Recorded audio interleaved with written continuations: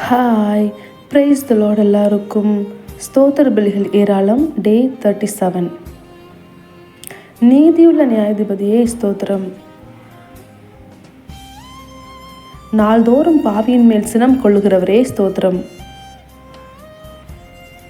எங்கள் ஆண்டவராகிய கர்த்தாவே ஸ்தோத்திரம்.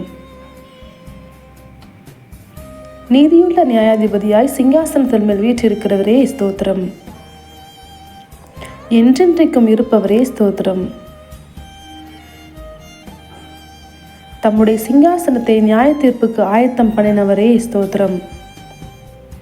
பூச்சக்கரத்தை நீதியாய் நியாயம் தீர்ப்பவரே ஸ்தோத்திரம்.